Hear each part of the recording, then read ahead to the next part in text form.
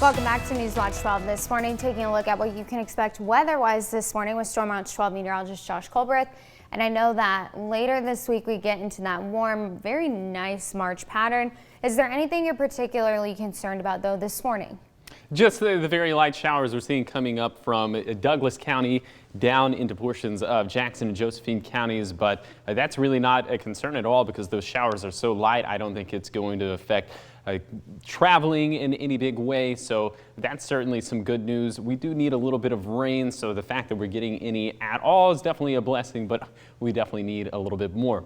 Right now in Chiloquin, we are dry for the time being, just a degree above freezing, but once again, here come some of those showers from the Umpqua Divide down into portions of Jackson and Josephine County, although it looks like it's just a little too dry right now for it to actually make it down to the valley floor of the Rogue Valley. It's time out the rest of your day with Stormcast, and by the time we get to 8 in the morning, some of these start to make it a little bit further into the south of some of our counties, and then by the time we get just past lunchtime, still just a few of these showers out and about, so don't be surprised if you run into a light sprinkle or two. We're definitely not expecting a washout by any stretch.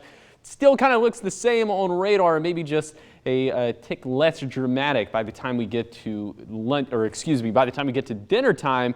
And then as we get into the overnight hours, we clear out in a hurry. Then look at this for Tuesday. It looks like there will not be a cloud in the sky, at least within some of our inland areas. For today, if you want to go to the playground with the youngins, temperatures will be in the 40s and in the 50s. Some very small chances for some very light showers. I think most of us will probably stay dry today, but if you don't want to run the risk of running into any light showers at all, maybe today is just a good day to be inside. You will have a much better outdoor weather as we get into tomorrow. So for today, mostly cloudy skies. Again, I think most of us will probably stay dry. A cooler than average day with temperatures in the mid-50s there on the east side. A little bit warmer within the west side valleys and kind of comparable temperatures there along the coast. Winds will be very breezy today up at Crater Lake. They could gust all the way up to 35 miles per hour. And then for tonight, it'll still be blustery up there towards Crater Lake.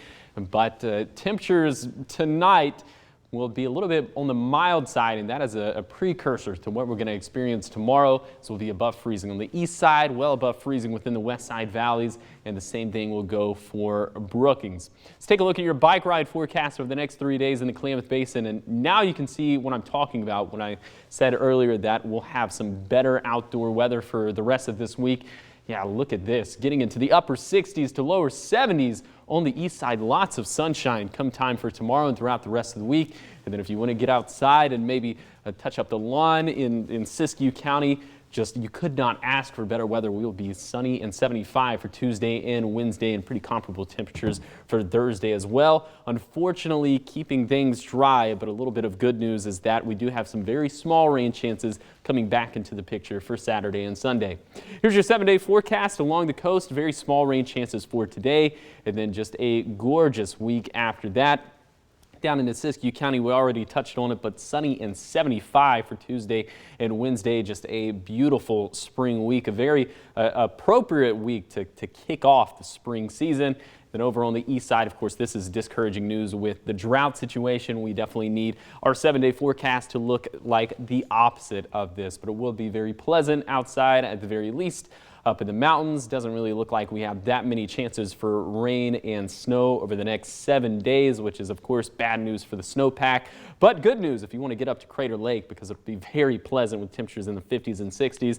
And then in the Rogue Valley, it's unbelievable that I'm even saying this, but we could touch 80 degrees tomorrow and then staying warm for the rest of the week.